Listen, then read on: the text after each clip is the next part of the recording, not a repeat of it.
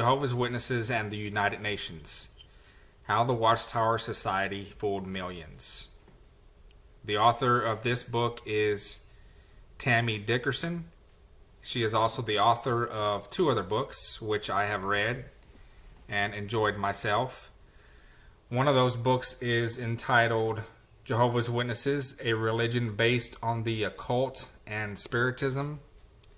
That is very interesting. I do encourage you to buy and read that book. I'll probably do a book review on that one as well.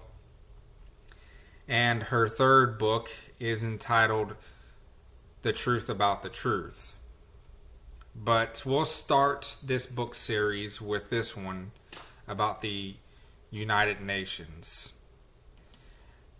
So chapter 1, she gives an overview of the Watchtower Society.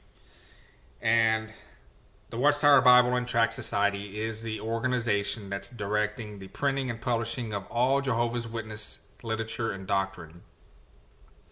Many of you already know how the Jehovah's Witnesses began there in the late 1800s with Charles Taze Russell, who legally established the Zion's Watchtower Tract Society in Pennsylvania, and that eventually became known as the Watchtower Bible and Tract Society of New York.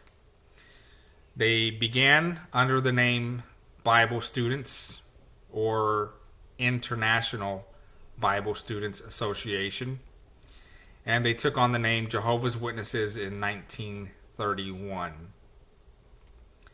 But the Watchtower Bible and Tract Society is not the only legal corporation that's registered to the Watchtower Society. They have many other legal corporations worldwide. Of course, the headquarters are located in the boroughs of New York, and they are selling all their property currently and building a new headquarters in Warwick, New York. They have two other facilities in New York as well, one in Patterson and one in Wallkill, New York.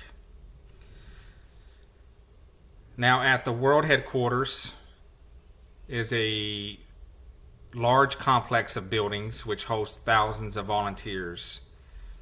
These are called Bethelites, and they receive no wages. They're volunteer workers. As a matter of fact, I believe they have to sign a document or a vow of poverty. They are paid a small, meager monthly allowance to care for their personal needs. But it should be noted that their room and boarding is paid for. They do have a place to live that's rent-free.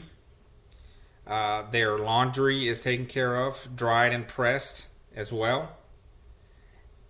And their meals are provided for also.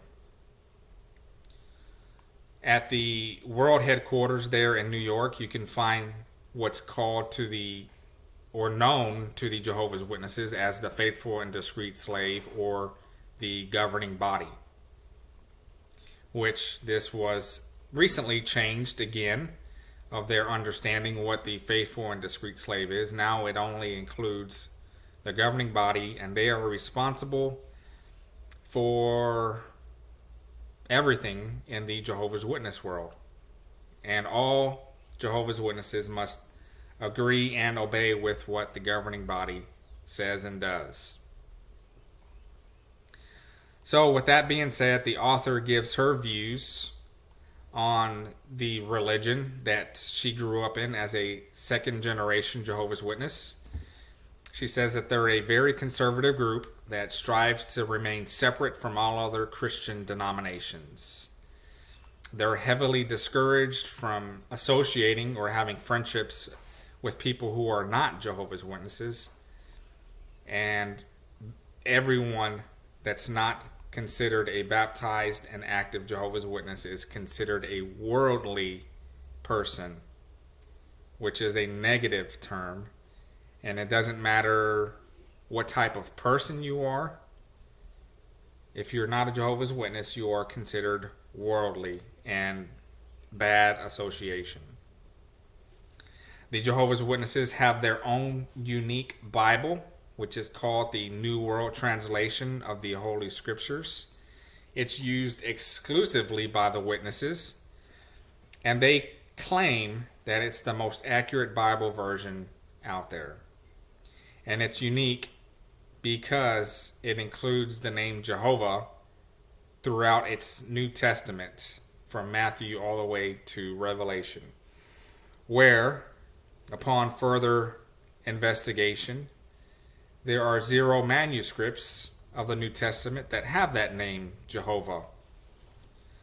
So it's interesting that the witnesses decide to heavily slant their Bible with their doctrine and add the word Jehovah whenever the word Lord is used.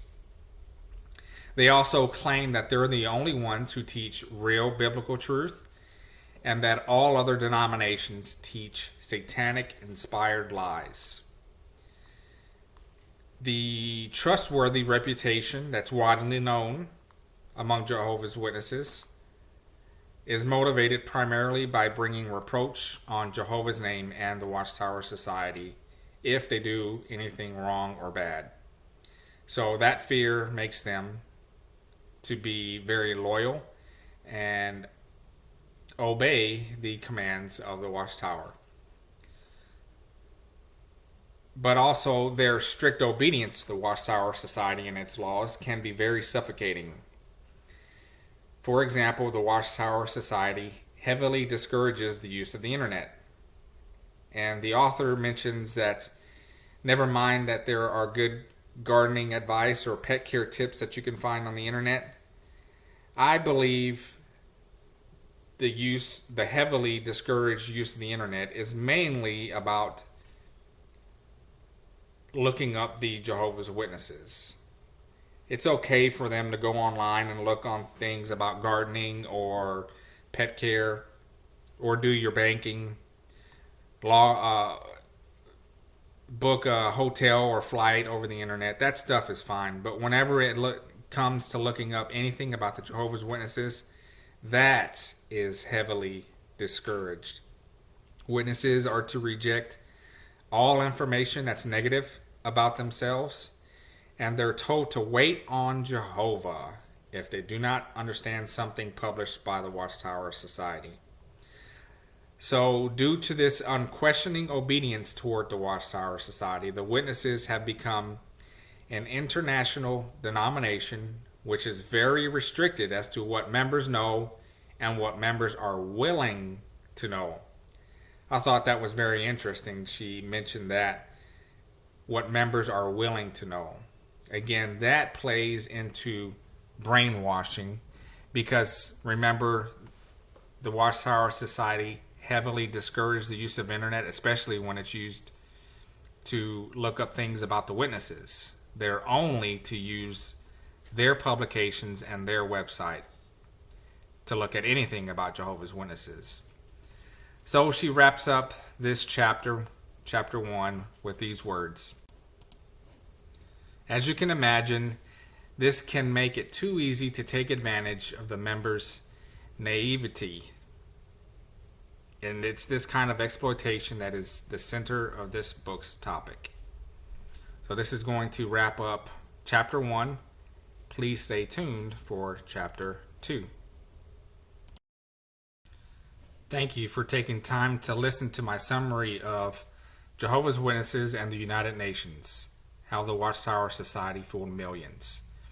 Post your comments, like and share this video, subscribe to my channel, and stay tuned for chapter 2.